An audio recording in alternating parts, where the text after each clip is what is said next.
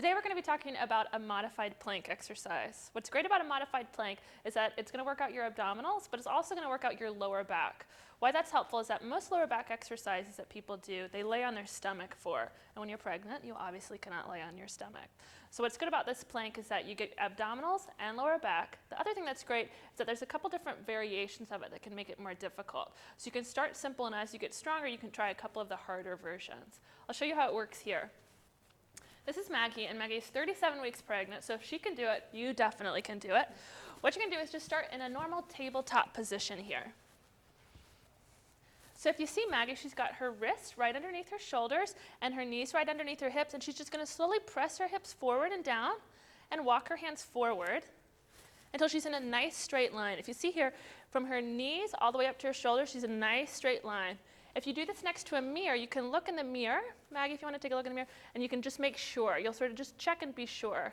Perfect. In this position, you're going to pull the baby up and in, hold nice and tight, long lower back. That looks great. Now, if you want to make this more difficult, you can take this up to your toes as well. Same thing, you'll hold just like this. Again, nice straight line. This looks perfect. You'll take nice big breaths in through your nose, out through your mouth. You can hold either on your knees or your toes for 30 to 45 seconds.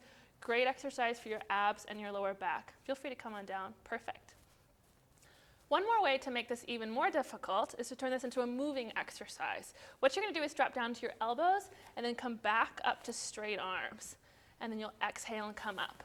What you want to make sure you're doing is just what Maggie has here. She's staying in a nice straight line as she comes down to her elbows, and again as she presses back up. A lot of people will sort of stick their butt up in the air. You really want to avoid that and press up. Take two more here.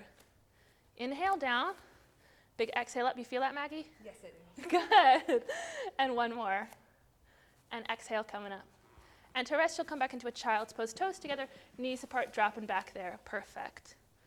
So again, that's a great exercise you can do for both your core, for talking about abdominals, and your lower back. If you have any questions about pregnancy exercise, you can find us at obabyfitness.com.